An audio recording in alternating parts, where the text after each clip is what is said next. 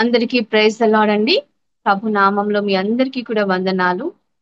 మనందరం కూడా ఆయన కృపను బట్టి, ఆయన యొక్క శాశ్వతమైన ప్రేమను బట్టి క్షేమముగాను, ఆరోగ్యముగాను ఉన్నామని ఇస్తున్నానండి. దేవుడిచ్చిన అవకాశమును బట్టి దేవునికి ముందుగా కృతజ్ఞతాస్తుతులు చెల్లించుకుంటున్నాను. ఈ సమయంలో మనం అందరం కూడా కళ్ళు మూసుకున్నట్లయితే చిన్న ప్రార్థన చేసుకొని మనము ఆయన యొక్క వాక్యమును ధ్యానించుకుందామండి. చిన్న ప్రార్థన చేసుకుందాము.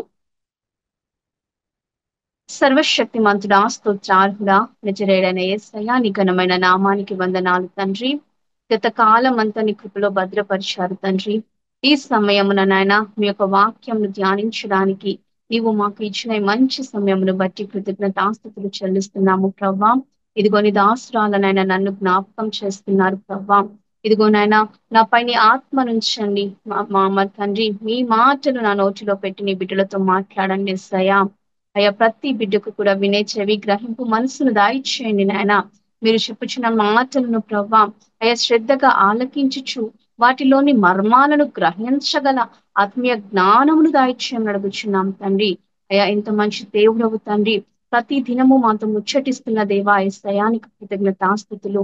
ఇదిగో మరి తండ్రి, ఈ వాక్యం అంతటిలో మీరే ముందుండి నడిపించమని, సమస్త మహిమా ఘనత ప్రభావములు మీరు మాత్రమే పొందుకోమని యేసయ్య అతి పరిశుద్ధ నామంలో ఇచ్చిన ప్రార్థన అడిగి వేడుకొంచున్నాము తండ్రి. ఆమేన్. ఆమేన్. ఆ వాక్య భాగంలోకి వెళ్దామండి. ప్రభు నామంలో మీ అందరూ కూడా ఆయన కృపను బట్టి క్షేమంగా ఉన్నారనుకుంటున్నాను. ముందుగా మనకి ఇచ్చిన అంటే ఈ రోజు ధ్యానాంశము, మనం వాక్యాన్ని ధ్యానించవలసిన అంశం ఏంటి అంటే ఉదారమైన హృదయము, అ జనరస్ హార్ట్. అ జనరస్ హార్ట్ అంటే మనం తెలుగులో చూసినట్లయితే ఉదారమైన హృదయం. ఆ వాక్య భాగం ఎక్కడ ఉన్నదంటే కొరింథీయులకు రాసిన 2వ పత్రిక 9వ అధ్యాయము 7వ వచనాన్ని మనం ఒక్కసారి చదువుకుందామండి. కొరింథీయులకు రాసిన 2వ పత్రిక 9వ అధ్యాయము 7వ వచనము. సనుగు కొనకయు బలవంతముగా కాకయు ప్రతి వాడును తన హృదయంలో నిశ్చయించుకున్న ప్రకారము ఇయ్యవలెను. దేవుడు ఉత్సాహముగా ఇచ్చువానిని ప్రేమించును. మనం ఏం చేయాలంట? సనుగుకోవడం, గొనుగుకోవడం ఇలాగా కాకుండా మన హృదయంలో మనం ఏం నిశ్చయించుకున్నామో ఆ విధంగానే ఇచ్చినట్లయితే దేవుడు ఏం చేస్తారంట? వారిని ఇచ్చువారిని ప్రేమిస్తాడంట. ఇది మనం ఈ వచనాన్ని మనం నూతన నిబంధనలో పౌలు గారు రాశారు. ఇదే వాక్యాన్ని మనం మోషే గారు కూడా పాత నిబంధన కాలంలో ద్వితీయోపదేశ కాండంలో కూడా మనం ఒకసారి జ్ఞాపకం చేసుకుందామండి. ద్వితీయోపదేశ కాండము 15వ అధ్యాయము 10వ వచనంలో చూసినట్లయితే అక్కడ కూడా ఇశ్రాయేలు ప్రజలకు మోషే గారు చెప్పుచున్న మాటలను మనం ఒకసారి జ్ఞాపకం చేసుకుందామండి. ద్వితీయోపదేశ కాండము 15వ అధ్యాయము 10వ వచనము. నీవు నిశ్చయముగా వానికి ఇయ్యవలెను, వానికి ఇచ్చినందుకు మనసులో విచారపడకూడదు. ఇందువలన నీ దేవుడైన యెహోవా నీ కార్యములన్నిటిలోనూ నీవు చేయు ప్రయత్నములన్నిటిలోనూ నిన్ను ఆశీర్వదించును. బీదలు దేశంలో ఉండక మానరు. అది నెక్స్ట్ వచనం అండి.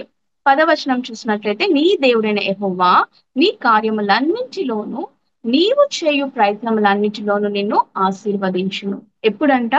నీవు నిశ్చయముగా వానికి ఇయ్యవలెను, వానికి ఇచ్చినందుకు మనసులో విచారపడకూడదు. మనం ఒక్కొక్కసారి ఏం చేస్తాము అంటే వాళ్ళు మనకి అంటే మన స్నేహితులు కానీ, మన బంధువులు కానీ, మన పొరుగు వారు కానీ తమ బాధను మనకి చెప్పినప్పుడు ఒక్కొక్కసారి వారి బాధను విన్నప్పుడు మనం చాలా అంటే కృంగిపోతుంటాం. వాళ్ళపై జాలేస్తుంది. అప్పుడు ఏం చేస్తాం? మన దగ్గర ఏమన్నా ఉన్నా కూడా వాళ్ళకి ఇచ్చేస్తాం. కొంతమంది ఏం చేస్తారు? ఆ టైంలో వారు చెప్పిన పరిస్థితిని బట్టి వారికి ఇచ్చేస్తారు. తర్వాత బాధపడతారు. ఎందుకు ఇచ్చామా? అయ్యో! మనకి అవసరం కదా!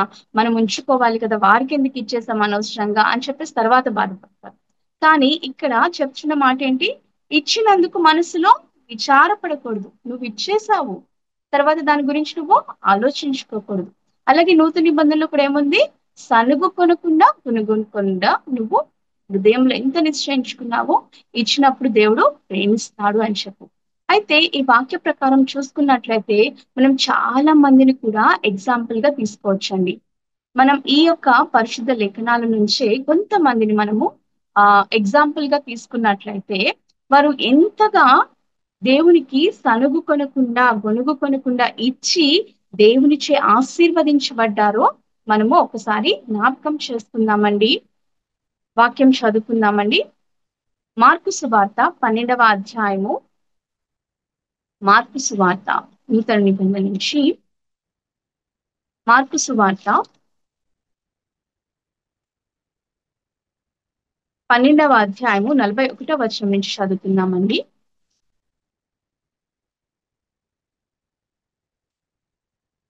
మార్కు సువార్త 12వ అధ్యాయము 41వ వచనం నుంచి నేను చదువుతున్నానండి.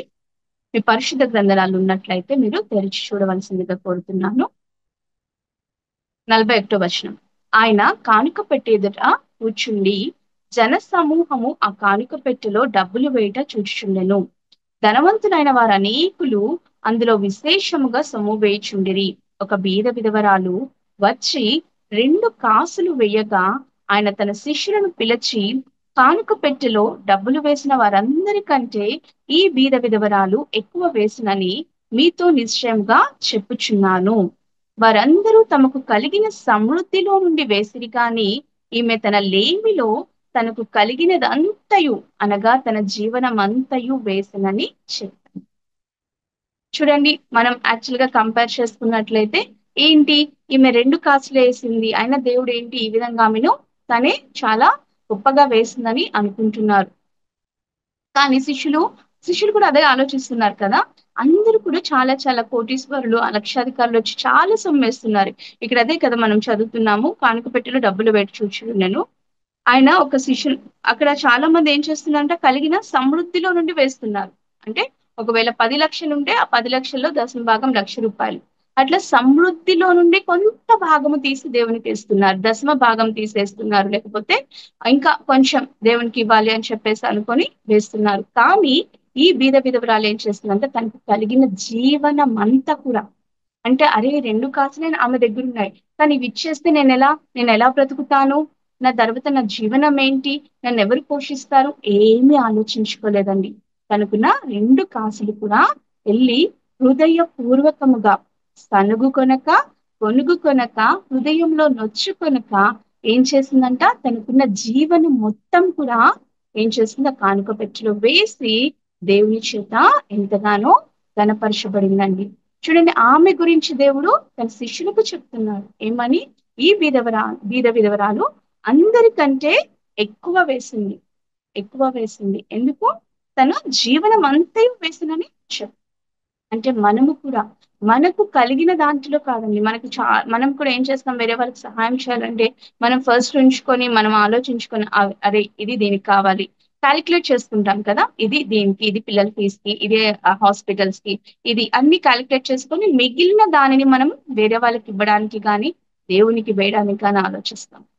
కానీ ఇక్కడ వాక్యం చెప్తుంది ఏంటి అంటే, నీకు కలిగినదంతయు దేవునికి ఇచ్చినప్పుడు నీవు దేవునిచే ఆశీర్వదించబడతావు. ఇక్కడ మనం పాత నిబంధన కాలంలో చూసినట్లయితే మోషే గారు కూడా చెప్పుచున్న మాట, నీవు ఇచ్చినందుకు విచారపడవద్దు. కొంతమంది దేవునికి ఇచ్చేసినాక కూడా బాధపడుతుంటారు, అరే నేను అనవసరంగా ఇచ్చేసాను అని చెప్పేసి. అది చాలా తప్పండి. నువ్వు ఒకసారి ఇచ్చినాక దాని గురించి మర్చిపోవాలి.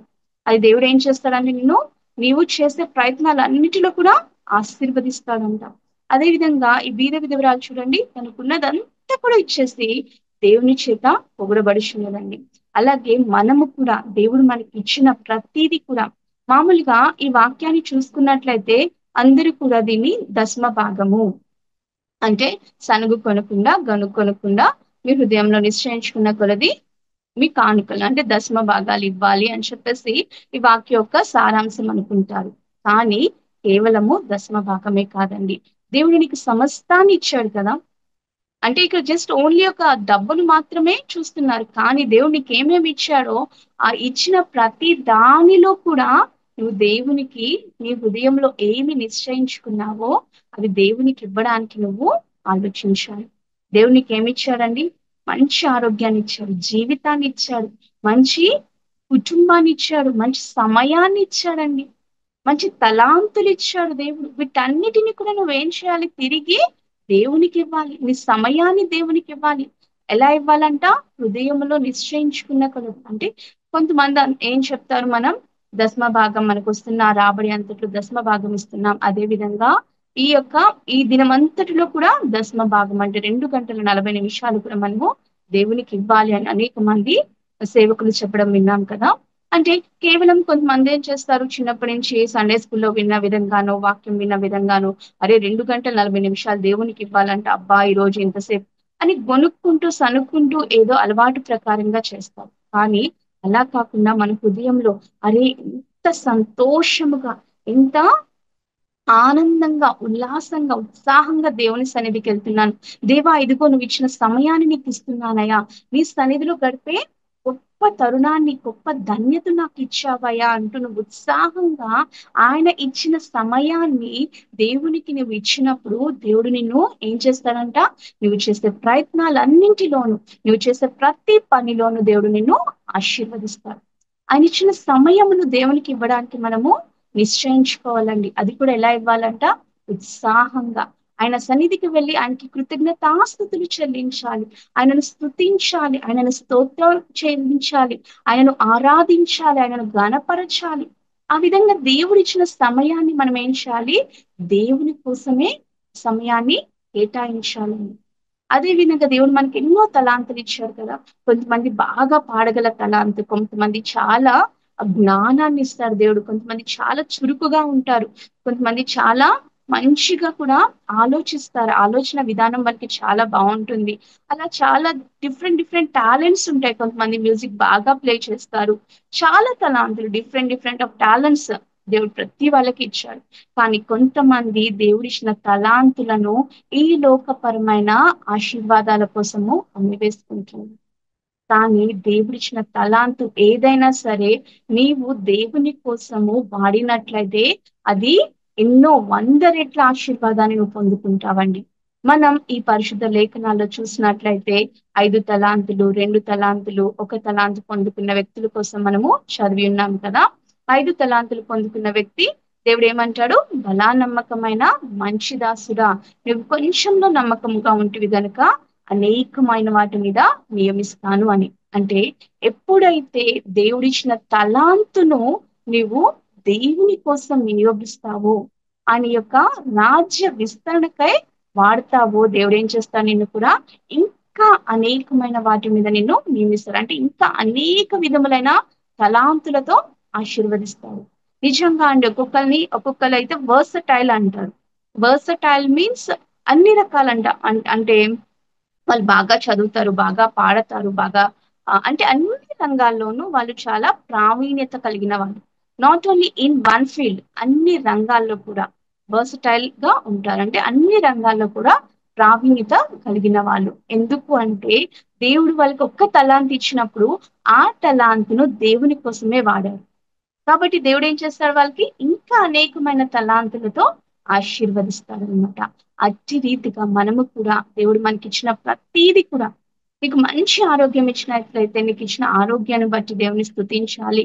నీకు ఇచ్చిన తలాంతును బట్టి ప్రతీది కూడా నువ్వు దేవుని సన్నిధిలో గడిపినప్పుడు దేవుడు నీకు ఇచ్చిన సమస్తాన్ని ఆశీర్వదిస్తాడు. అలాగే మనం రెండవ ఎగ్జాంపుల్ చూసుకున్నట్లయితే సారెపతు విధవరాలు కదండి. రాజులు మొదటి గ్రంథము 17వ అధ్యాయం చూసుకుందామండి. రాజుల మొదటి గ్రంథము 17వ అధ్యాయంలో మనకి తెలుసు సారెపతు విధవరాలు కదా. 7వ వచనం నుంచి ఇక్కడ మనం చదువుకున్నట్లయితే 8వ వచనం కొంతకాలమైన తరువాత 7వ వచనం నుంచి నేను చదువుతున్నాను. కొంతకాలమైన తరువాత దేశంలో వర్షం లేక నీరు ఎండిపోయెను. అంతట యెహోవా వాక్కు అతనికి ప్రత్యక్షమై ఇలాగు సెలవిచ్చెను, నీవు సీదోను పట్టణ సంబంధమైన సారెపతు అను ఊరికి పోయి అచ్చట ఉండుము. నిన్ను పోషించుటకు అచ్చటనున్న ఒక విధవరాలికి నేను సెలవిచ్చి తిని. అంటే దేవుడు ముందుగా ఏం చేశాడంట, ఆల్రెడీ ఆ విధవరాలకి సెలవిచ్చేశాడు. దేవుడు ఇక్కడ మెషియా గారితో చెప్తున్న మాట ఇదే. ఏలియా గారితో చెప్తున్న మాట ఇదే. నువ్వు వెళ్ళు, సారెపతు అన్న విధవరాలకి నేను ఆల్రెడీ ఆర్డర్ చేశాను, నేను ఆమెకు ఆల్రెడీ చెప్పాను, నువ్వు వెళ్ళి ఆ పట్టణంలో ఆ విధవరాల దగ్గర ఉండుము. అందుకు అతడు లేచి సారెపతునకు పోయి పట్టణపు గవిని ఎద్దుకు రాగా ఒక విధవరాలు అచ్చట కట్టెలు ఏరుచుండుట చూచి ఆమెను పిలిచి, త్రాగుడికై పాత్రలో కొంచెం నీళ్లు నాకు తీసుకుని రమ్మని వేడుకున్నాను. ఆమె నీళ్లు తేబోచుండగా అతడు ఆమెను మరలా పిలిచి నాకు ఒక రొట్టె ముక్కను నీ చేతిలో తీసుకుని రమ్మని చెప్పాను. అందుకు ఆమె నీ దేవుడైన యెహోవా జీవము తోడు తొట్టెలో పట్టెడు పిండియు బుడ్డిలో కొంచెము నూనెయు నా యుద్ధనేనున్నవి కాని అప్పమొక్కటైనను లేదు. మేము చావక ముందు నేను ఇంటికి పోయి వాటిని నాకును నా బిడ్డకు సిద్ధము చేసుకునవలనని కొన్ని పుల్లలు ఏరుటకై వచ్చితిననెను. అప్పుడు ఏలియా ఆమెతో ఇట్లనెను, భయపడవద్దు, పోయి నీవు చెప్పినట్లు చేయుము. అయితే అందులో నాకు ఒక చిన్న అప్పము మొదట వేసి నా ఎదుకు తీసుకుని రమ్ము. తరువాత నీకును నీ బిడ్డకును అప్పములో వేసుకొనుము అని చెప్పేసి ఏలియా గారు ఆ విధవరాలకి సెలవిస్తారనమాట. సెలవిచ్చినప్పుడు ఆమె ఏం చేసిందండి? గొనుక్కుందా, సనుక్కుందా? ఇక్కడైతే నేను చదవలేదండి ఆమె సనుక్కుంటూ గొనుక్కుంటూ. అరే ఏంది పిచ్చోడా ఈయన, అసలే లేదు, కొంచెం పిండి ఉంది, కొంచెము పిండి మాత్రమే, బుట్టలో కొంచెము ఆయిల్ మాత్రమే ఉంది, మేము చావక ముందు అప్పం చేసుకొని తిని చనిపోదాము అన్న చెప్పినా కూడా వినడేంటి, తీసుకెళ్ళి సరే వినకుండా వెళ్ళి అప్పాలు తీసుకురమ్మంటున్నాడని చెప్పి సనుక్కుందా అండి? కొనుక్కుందా? లేదు. ఏం చేసింది? ఏదైతే ఆ దైవజనుడు, ఆ ప్రవక్త ఆమెకు చెప్పాడో ఆమె ఒబీడియంట్ గా, అంటే ఏం చేసింది? లోబడింది. సనుగుకొనలేదు, కొనుక్కునలేదు. ఏం చేసింది? వెంటనే ఆ దైవ సేవకుడు చెప్పిన మాటకు లోబడి వెళ్ళి అప్పం చేసి తీసుకొచ్చింది. కాబట్టి ఏమైందండి? ఆ దేశానికి మొత్తం కరువు వచ్చింది కదా. కానీ దేవుడు ఏం చేశాడంట? ఆ కరువు కాలంలో కూడా ఆమెను పోషించాడు. ఇక్కడ అదే వచనం ఉంటుంది చూడండి.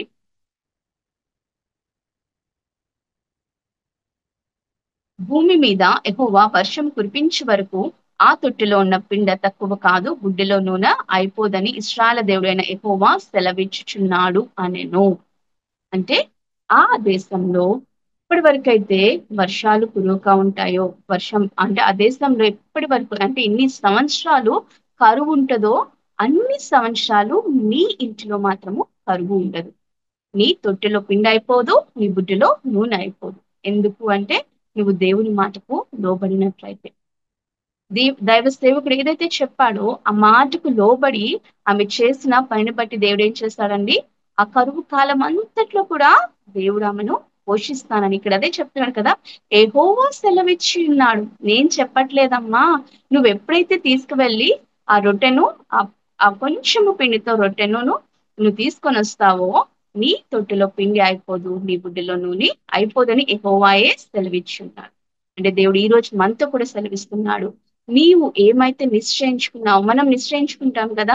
చాలా సార్లు చర్చెస్ లో గానీ, ఎక్కడైనా మనం మీటింగ్స్ కి వెళ్ళినప్పుడు గానీ చాలా మంది ఉజ్జీవపరిచే మాటలు చెప్తా ఉంటారు. ఇదిగో ఈ దినం నుంచి నువ్వు నిశ్చయం చేసుకో, దేవునికి సమయాన్ని ఇస్తానని చెప్పి నిశ్చయం చేసుకో, దేవుడిచ్చిన సమస్తాన్ని దేవుని కొరకే వాడతానని చెప్పి నిశ్చయం చేసుకో అని చెప్పినప్పుడు ఆ యొక్క మాటలకు మనము ఉత్తేజపరచబడి డెసిషన్స్ తీసేసుకుంటాం. దేవ ఈ రోజు నుంచి నేను ఇంత సమయాన్ని ఇందులో గడుపుతానయ్యా అని చెప్పి తీసుకుంటాం. కానీ ఆ నిశ్చయించుకున్న దానిని నీవు ప్రతిదినం కొనసాగిస్తున్నామా లేదా అన్నది మనం ఒక్కసారి ప్రశ్నించుకోవాలండి.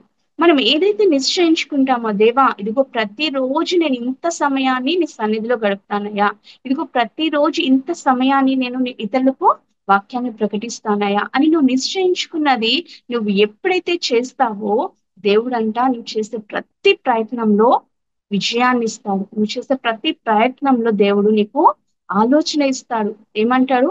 ఒక్కసారి మనం వాక్యం చూద్దామండి. సామెతలు కాదు, కీర్తనలు 32వ అధ్యాయము 8వ వచనము.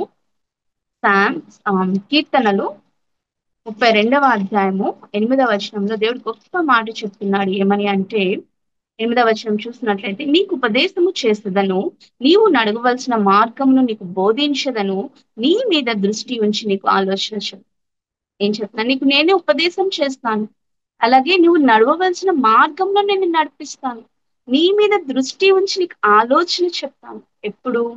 ఎప్పుడైతే నీవు దేవుని కోసము సనుగు కొనకుండా గొనుక్కొనకుండా ఆయన పని చేయాలని నిశ్చయించుకుంటావో, ఆయన కొరకు జీవించాలని నిశ్చయించుకుంటావో, ఆయన మహిమ కొరకు వాడబడాలని నిశ్చయించుకుంటావో, అప్పుడు దేవుడు ఏం చేస్తాడంట?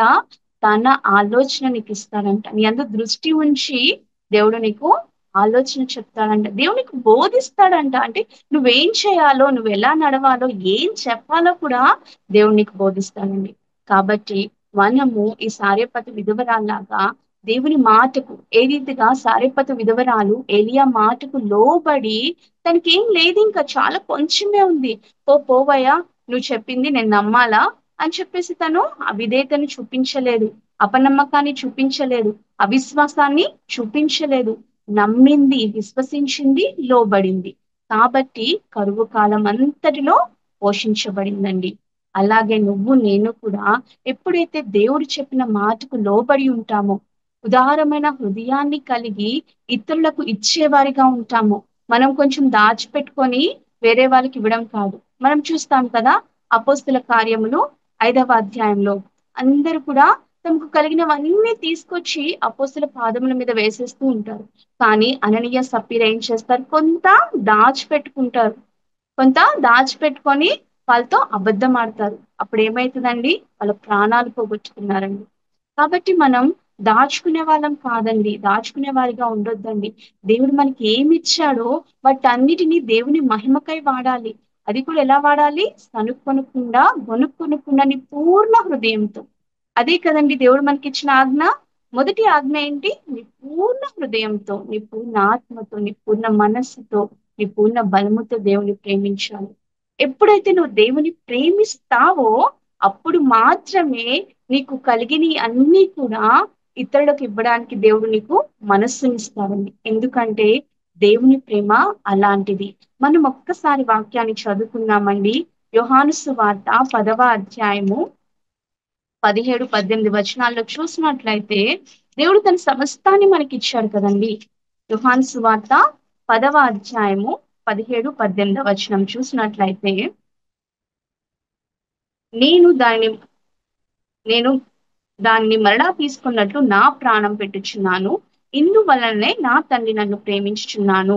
ఎవడునూ నా ప్రాణం తీసుకొనడు, నా అంతట నేనే దాన్ని పెట్టుచున్నాను.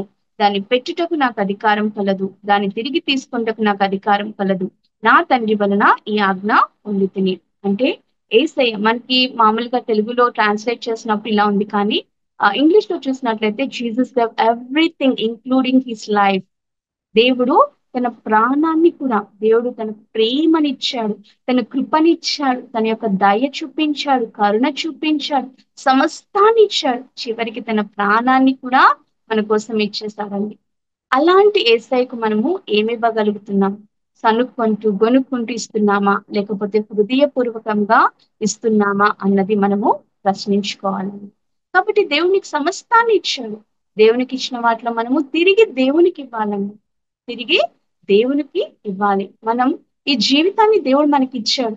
మనం మామూలుగా చూసినట్లయితే, లోకానుసారంగా చూసినట్లయితే సాలరీ ఇస్తారు. మనం వర్క్ చేస్తున్నట్లయితే, మనము ఎక్కడైనా ఉద్యోగం చేస్తున్నట్లయితే మనము సాలరీస్, జీతాలు పొందుకుంటాం కదా. అయితే ఆ ఉద్యోగం ఇచ్చిన వ్యక్తి, ఆ నెల నెల జీతం ఇచ్చే వ్యక్తి కోసం పడి పడి పని చేస్తాం కదా. వాళ్ళు ఏదన్నా వర్క్ ఇవ్వగానే, ఎక్స్ట్రా వర్క్ ఇవ్వగానే కూడా నో అనకుండా, అంటే మన శాలరీ ఎక్కడ పోతుందో, మన యొక్క వాళ్ళకి మన మీద ఎక్కడ ఒపీనియన్ పోతుందో అని చెప్పి, మన మీద ఉన్న ఇంప్రెషన్ పోతుందో, ఇలాంటి అన్ని పెట్టుకొని వాళ్ళు ఏ పని ఇచ్చినా వడ్డీ చాకరీ చేస్తాం కదా ఆ నెల జీతం కోసం. కానీ దేవుడు తన యొక్క ప్రాణాన్ని పెట్టి మనకు జీవితాన్ని ఇచ్చాడు. తను మరణించి మనకు జీవాన్ని ఇచ్చాడు. ఈ జీవితం ఇచ్చిన యేసయ్యకు మనం ఏమి ఇవ్వగలుగుతున్నామండి? ఏమిస్తున్నాము? ఏమి ఇవ్వబోతున్నాము? ఒక్కసారి ఆలోచించుకుని, జీవితాన్ని ఇచ్చిన యేసయ్య కొరకు మన సమయాన్ని ఇస్తున్నామా? మన యొక్క హృదయాన్ని ఇస్తున్నామా? మన యొక్క తలాంతులను ఇస్తున్నామా? మనకి కలిగిన దాంట్లో దేవుడికి ఏమిస్తున్నామండి? ఒక్కసారి జ్ఞాపకం చేసుకుందాం. జీవితాన్ని ఇచ్చిన యేసయ్య కొరకు మనము ఏ విధంగా వాడబడుతున్నాం? అనేక మంది జీవితాన్ని ఇచ్చేసారండి. యేసయ్య కోసం తమ ప్రాణాలు అర్పించారు. ఎంతో మంది హతసాక్షుల కథలు మనం విన్నాం కదా. దేవ దేవుని కోసము తమ ప్రాణాలు సైతము అర్పించారండి. వాళ్ళు సనుక్కొనలేదు, అరే వాళ్ళు గొనుక్కొనలేదు, అరే దేవుని నమ్ముకుంటే ఇన్ని కష్టాలంట, ఎందుకు వదిలేద్దాం అనుకోలేదు. దేవుడు నాకు ఈ ప్రాణాన్ని ఇచ్చాడు, దేవుని కోసమే నేను ఇస్తాను. మనకి తెలుసు కదా, పౌలు గారు, బ్రతుకుట క్రీస్తే, చావైతే మేలే. దేవుడిచ్చిన ఈ జీవితం దేవుని కోసమే, లేకపోతే చావడమే మేలు అని చెప్పి. అంటే ఇప్పుడు మనం ఏదో చనిపోదాము, మన జీవితం ఏదో దేవుని కోసం అర్పించేద్దామని కాదు, కానీ దేవుడు ఇచ్చిన ఈ జీవితాన్ని దేవుని కోసం బ్రతకాలి. సనుగుకోవడం అది ఏం జీవితం రా బాబు, ఏం కష్టాలు రా బాబు, ఏందిరా బాబు జీవితం అని చెప్పేసి అనేక సార్లు ఈ జీవితం పట్ల మనము సనుగుకొనడం, గొనుక్కోవడం చేస్తూ ఉంటాం. మనం చూసినట్లయితే ఇశ్రాయేలు కూడా కదా ఎన్నో సార్లు సనుక్కుంటారు, గొనుక్కుంటారు. అందుని బట్టి దేవుని యొక్క కోపం ఇశ్రాయేలు మీద చాలా భయంకరంగా ఉంటుంది. అనేక సార్లు మోషేతో అంటారు, ఇదిగో ఎంతాక నేను ఈ ప్రజలను భరించగలను. వీళ్ళు సనుక్కుంటున్నారు. వీరి సనుగులు నాకు విసుగు పుట్టిస్తున్నాయి మోషే. నేను వీళ్ళను సంహరించేసి నీ ద్వారా ఒక నూతన జనాన్ని తీసుకొస్తాను అంటే, మోషే వద్దు ప్రవ్వా నీ బాహుబలంను నువ్వు ఇలా చేయొద్దు అని చెప్పేసి దేవుణ్ణి వేడుకొనడం మనము చూస్తాం కదా. అట్టి రీతిగా సనుక్కొనడం, గొనుక్కొనడం అనేది చాలా పాపం అండి. కేవలము ఇచ్చే అంటే మనం దశమ భాగంలోనే కాదు కానీ ప్రతి దానిలో కూడా మనము దేవునికి ఇవ్వడానికి మనము ముందుండాలండి. ఆ విధంగా ఏ రీతిగా సారెపతు విధవరాలు సనుక్కోలేదు, గొనుక్కోలేదు కానీ లోబడింది, కరువు కాలం అంతట్లో పోషించబడింది. అలాగే దేవుని మాటకు నువ్వు లోబడినట్లయితే రాబోతున్న శ్రమల కాలంలో ఒక్కసారి ఆ ప్రకటన గ్రంథము 3వ అధ్యాయము 10వ వచనం చూస్తున్నట్లయితే ఇక్కడ చాలా గొప్ప మాట ఉంటదండి. నాకు చాలా ఇష్టమైన వచనం ఇది. నేను ఎప్పుడు కూడా చదువుకుంటూ ఉంటాను. ప్రకటన గ్రంథము 3వ అధ్యాయము 10వ వచనం. నీవు నా ఓర్పు విషయమైన వాక్యమును గైకొంటివి గనుక భూ నివాసులను శోధించుటకు లోకమంతటికి రాబోవు శోధన కాలంలో నేనును నిన్ను కాపాడెదను. అంటే ఏ రీతిగా సారేపదు విధవరాలు ఏలియా మాటకు లోబడి ఆ కరువు కాలంలో పోషించబడిందో, నువ్వు కూడా యేసయ్య మాటకు లోబడి ఇక్కడ అదే వాక్యం చెలవిస్తుంది ఏమని, ఓర్పు విషయమై వాక్యములు గాయకొంటివి గనుక. వాక్యం అంటే ఏంటండి? దేవుడే కదా. దేవుడే వాక్యం అయిండను అంటే వాక్యమును గాయకొనడం అంటే ఆయన మాటను గాయకొనడం, ఆయన ఆజ్ఞను గాయకొనడం. అట్లా చేసినట్లయితే దేవుడు ఏమంటున్నాడు, ఈ లోకం అంతటికి ఒక రోజు శ్రమ రాబోతుంది, శ్రమల కాలం రాబోతుంది. ఆ శ్రమ అంతటిలో నేను నిన్ను తప్పిస్తాను, నేను నిన్ను కాపాడుతాను. ఆ కరువు కాలంలో ఆ సారెపతు విధవరాలు తప్పించబడింది, పోషించబడింది. కాబట్టి నువ్వు కూడా దేవుని మాటకు లోబడినట్లయితే రాబోయే శోధన కాలంలో, శ్రమణ కాలంలో నువ్వు ఉండకుండా దేవుడు నిన్ను తప్పిస్తానంటున్నాడు, కాపాడుతానంటున్నాడు. కాబట్టి మనం దేవుని మాటకు లోబడదాం. సనుగు కొనకుండా, గొనుక్కొనకుండా ఆయన ఇచ్చిన ప్రతి వాగ్దానంను, ప్రతి వాక్యమును, ప్రతి ఒక్క ఆజ్ఞను మనము తప్పకుండా పాటిస్తామండి. ఎందుకంటే దేవుని ఆజ్ఞను గైకొని వాడే ఆయనను ప్రేమించువాడన్నాడు. ప్రేమ అంటే ఏంటి? ఆజ్ఞను అనుసరించడమే ప్రేమ. దేవా నిన్ను ప్రేమిస్తున్నాను అంటే ఏంటి? ఆయన వాక్యమును గైకొనడమే ఆయనను ప్రేమించడం. ఇంకొకటి ఇంకొక ఎగ్జాంపుల్ తీసుకుందాం. రూతు. ఇది మామూలుగా మనం ఆ చూసినట్లయితే రూతు కూడా కదా తను సనుక్కుందాం. అరే ఏంటి నా జీవితం ఇలా అయిపోయింది అని చెప్పేసి ఎప్పుడు కూడా అనుకోలేదు. మనం రూతు గ్రంథం అంతా చూసినట్లయితే 1-4 4 అధ్యాయాల్లో కూడా ఆ రూతు కథ మనకి ఉంటుంది. ఇక్కడ నేను మామూలుగా జనరల్ గా చెప్తున్నాను. ఎందుకంటే సమయం లేదు కనుక. రూతు మనం చూసుకున్నట్లయితే కూడా తను గొనుక్కోలేదు. తను ఏమనుకుంది? హృదయంలో ఏం నిశ్చయించుకుంది? అరే ఈమె ముసలి అంటే కొంచెం వాళ్ళ అత్త ముసలిదైపోతుంది కదా. ఈ టైంలో ఆమెను ఎవరు పోషిస్తారు? ఆమెకు ఎవరు సహాయం చేస్తారని తన అత్త కోసం ఆలోచించుకుంది. మనం ఎప్పుడు కూడా మన కోసం ఆలోచించకుండా ఇతరుల కోసం ఆలోచిస్తామో దేవుడు ఏం చేస్తాడంట? మనల్ని ఊహించని స్థాయిలో ఉంచుతాడు కదా. రూతు కూడా అదే చేసింది. తను ఎప్పుడు ఊహించలేదు. నేను ఒక బోయస్ అంటే చాలా ధనవంతుడు ఆ ఊర్లో, అతనికి నేను భార్యనవుతానని. తన అత్త కోసం తను త్యాగం చేసింది. తను హృదయంలో ఏమి నిశ్చయించుకుందో తన అత్త కోసం చేసింది. తన అత్త కోసము తన యొక్క దేశాన్ని, తన యొక్క ప్రజలను అందరినీ విడిచిపెట్టేసి తన అత్త కోసము మిగిలిపోయింది. అరే నేను కూడా ఇంకో సిస్టర్ లాగా వెళ్ళిపోయి పెళ్లి చేసుకోవడమో అలా ఆలోచించినట్లయితే దేవుడిచ్చే ఆశీర్వాదాన్ని కోల్పోయేదండి. కాబట్టి మనము కూడా మనం కోసం ఆలోచించడం కాదు కానీ ఇతరుల కోసం ఎవరైతే ఆ సహాయం కొరకు ఆర్జిస్తున్నారు. దేవుడు అంటాడు కదా, బీదలను కనుకరించువాడు యెహోవాకు అప్పిచ్చువాడు. మనం ఎవరికైనా అప్పిస్తున్నామంటే ఏం చేస్తారండి? తిరిగి వాళ్ళు మనకి ఇస్తారు. అంటే యెహోవాకు అప్పివ్వడం అంటే ఏంటి? ఎప్పుడైనా సరే దేవుడు మనకి తిరిగి ఇచ్చేస్తాడు. అంటే నువ్వు ఎప్పుడైతే బీదలను కనికరిస్తావో ఉదార హృదయంతో, దేవుడు ఉదారవంతుడండి. ఎంత ఉదారం అంటే ప్రాణాన్ని కూడా ఇచ్చేశాడు. తనకున్న ప్రాణాన్ని కూడా మన కోసం ఇచ్చేంత ఉదార హృదయుడు మన యేసయ్య. అటువంటి యేసయ్య పోలికలో ఆయన స్వరూపంలో సృష్టించబడిన మనము అటువంటి ఉదార హృదయాన్ని కలిగి ఉన్నామా? ఈ బీద విధవరాల్లాగా, ఆ సారెపతు విధవరాల్లాగా, రూతులాగా మనం జీవించగలుగుతున్నామా? మన కోసమే కాదు, ఇతరుల కోసం మనం ఆలోచించగలుగుతున్నామా? ఇతరులకు సహాయం చేయగలుగుతున్నామా? మనకు కలిగిన దానిలో వేరే వాళ్ళకి ఇవ్వడానికి మనము ఉత్సాహాన్ని చూపిస్తున్నామా? ఒక్కసారి జ్ఞాపకం చేసి ఈ యొక్క ఈ యొక్క భయంకరమైన దినాలలో, ఈ యొక్క దుర్దినాలలో మన కోసమే కాదండి, ఇతరుల కోసం ఆలోచించేవారుగా, ఇతరులకు మనము హెల్ప్ చేసేవారిగా మనము ఉండాలి. అన్నిటికన్నా గొప్ప సహాయం చేయగలిగింది. ఏమండి ఏం చేస్తాం? మాకే లేవండి. మేమేమి ఇవ్వగలము? మాకొచ్చేదే మాకు సరిపోవట్లేదు. వేరే వాళ్ళకి ఏం సహాయం చేయగలము? అని అనుకుంటే మీరు చేయగలిగిన ఒక సహాయం ఉంది చెప్తాను. చేస్తారా? మాకొచ్చే జీతాలే మాకు సరిపోవట్లే. ఇంతింత స్కూల్ ఫీజులు ఇవన్నీ ఉన్నాయి. ఇవన్నీ పోను మిగిలింది కొంత. అది ఏమి ఇవ్వగలము?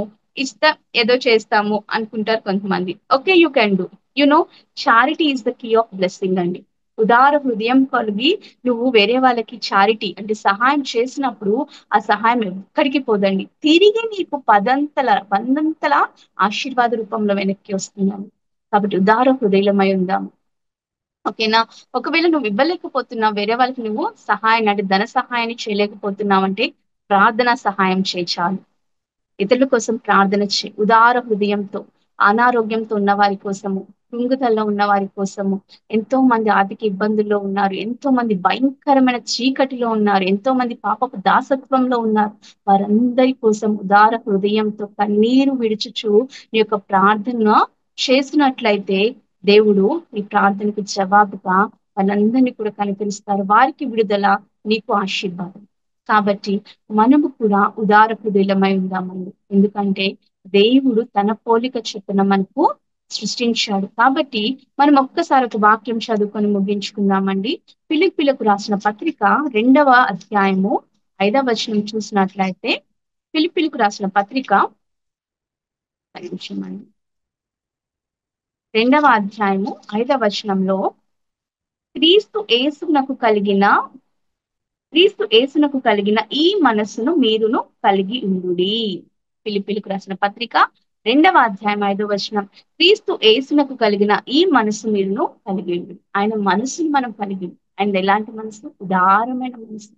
ఆ జనసమూహం మనం చూస్తాం కదా, ఆ జనసమూహాన్ని చూసి ఆయన ఎలా అంట కనికరపడ్డాడంట. ఆయన చాలా ఉదార స్వభావుడండి. ఎవరైనా బాధలో ఉంటే కనికరపడి ఎంతో మంది అక్కడ మనం 12 సంవత్సరాలు రక్తస్రావం గల స్త్రీని చూసి దేవుడు ఉదార హృదయంతో ఆమెను ఏం చేశాడు? స్వస్థపరిచాడు. అనేక మంది గ్రుడ్డి వారిని, కుష్ఠరోగుల్ని దేవుడు ఏం చేశాడు? ఉదార హృదయంతో వారిని స్వస్థపరిచాడండి. అటువంటి మనసు మనం కలిగి ఉండాలని దేవుడు కోరుకుంటున్నాడు. కాబట్టి ఈ దినమున దేవుడు నీతో నాతో మాట్లాడుతున్న మాట, we should have a generous heart. మనము ఒక ఉదారమైన హృదయాన్ని, ఎందుకంటే దేవుడికి మనలో అన్నిటికన్నా ఇష్టమైనది హృదయం. ఆ హృదయం ఎలా ఉండాలంట? ఉదారంగా ఉండాలి. అంటే కనికరించే వారిగా ఉండాలి. ఇతరులకు కనికరం చూపేవాళ్ళు, ఇతరులను చూసి జాలి పడేవాళ్ళు. ఎగ్జాంపుల్ చెప్పాలంటే సమరటియన్, ఒక మంచి సమ్మరియన్ లాగా మనం ఉండాలి. దారిలో పడిపోతే ఎవడో లేదు మనకెందుకు అనుకోలేదు, అతన్ని తీసుకొచ్చి పుట్టకున్న వాళ్ళ ఎదుగు తీసుకువెళ్ళి తనకి కావాల్సినంతా ఇచ్చి, ఇంకా ఏమన్నా అవసరమైతే నేను మళ్ళీ వచ్చి పే చేస్తాను. అతని ముక్కు మొహం తెలియదు, అయినా కూడా సహాయం చేస్తాడు.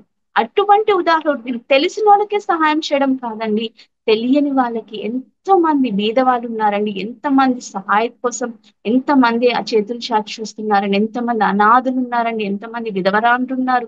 ఎంతమంది వికలాంగులు ఉన్నారు. నీకు తెలియకపోయిన వారికి నువ్వు సహాయం చేసినప్పుడు దేవుడు ఆ సహాయాన్ని ఊరికే ఉంచుకోరండి.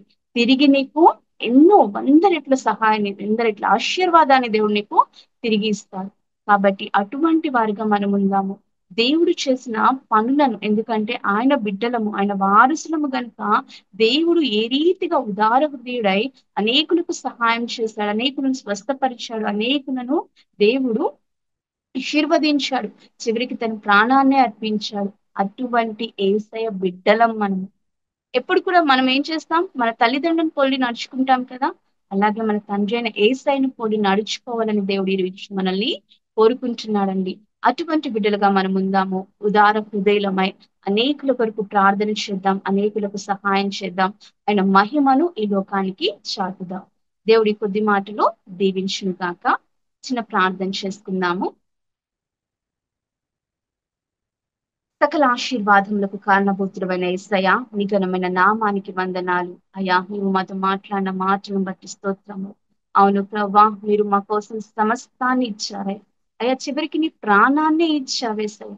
మరి తండ్రి నీవు ఇచ్చిన జీవితం నీ కొరకునైనా మేము అయ్యా వాడబడే పాత్రలుగా మమ్మల్ని మలచండి. నీవు మాకు ఇచ్చిన ప్రతి దానిలో ప్రవ్వా అయ్యా మీకు ఇవ్వడానికి సహాయం చేయండి. అలాగే తండ్రి మా పరిసరాల్లో ఎవరైతే సహాయం కోసం ఆర్జిస్తున్నారో, ఎవరైతే నిస్సహాయత స్థితిలో ఉన్నారు అయ్యా వారికి నాయన మేము సహాయం చేసే వ్యక్తులుగా మమ్మల్ని ఆశీర్వదించండి అయ్యా.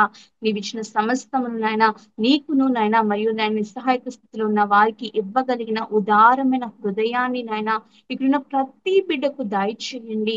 మీకు కలిగిన మనస్సును మేమును కలిగి ఉండడానికి సహాయం చేయండి. అయ్యా నీ స్వరూపంలోకి మమ్మల్ని మార్చమని అడుగుచున్నాము. ఈ భయంకరమైన దినాలలో నాయన లోకస్తుల వలె మేము ఉండకుండా ప్రభువా, నీ బిడ్డలమై నీ వాక్యాన్ని గైకొంటూ ఆ రాబోయే శోధన కాలంలో తప్పించబడి బిడ్డలుగా ఇక్కడున్న ప్రతి బిడ్డను మీరు జ్ఞాపకం చేసుకోండి. యేసయ్యా నీ చిత్తం అయితే మీరు అక్కడ ఆలస్యం అయితే మరి యొక్క సమయంలో మేమందరము కూడుకొని మరి యొక్క అంశంను ధ్యానించే వరకు నీ కృప కాపుదల ఈ బిడ్డలందరికీ ఉంచమని, సమస్త మహిమా ఘనత ప్రభావములు మీరు మాత్రమే పొందుకోమని మమ్మల్ని మేము తగ్గించుకుంటూ నీ ఘనమైన నామాన్ని హెచ్చిస్తూ యేసయ్య అతి పరిశుద్ధ నామంలో ఈ కొద్ది ప్రార్థన అడిగి వేడుకొనిచున్నాము మా తండ్రి. ఆమెన్. ఆమెన్. ఆమెన్. అందరికీ ప్రైజ్ ద లార్డ్ అండి. దేవుడిచ్చిన సమయాన్ని బట్టి దేవునికి కృతజ్ఞతాస్తుతులు చెల్లిస్తున్నాం. నిన్న మీ అందరినీ కూడా దేవుడు బహుగా దీవించును గాక. ఆయన యొక్క ఉదార హృదయంతో దేవుడు మీ అందరినీ నింపును గాక. దేవుని చిత్తం అయితే మరి యొక్క సమయాన్ని మీ అందరినీ కలుసుకోవడానికి దేవుడు నాకు సమయాన్ని అనుగ్రహించును గాక. అందరికీ ప్రైజ్ ద లార్డ్.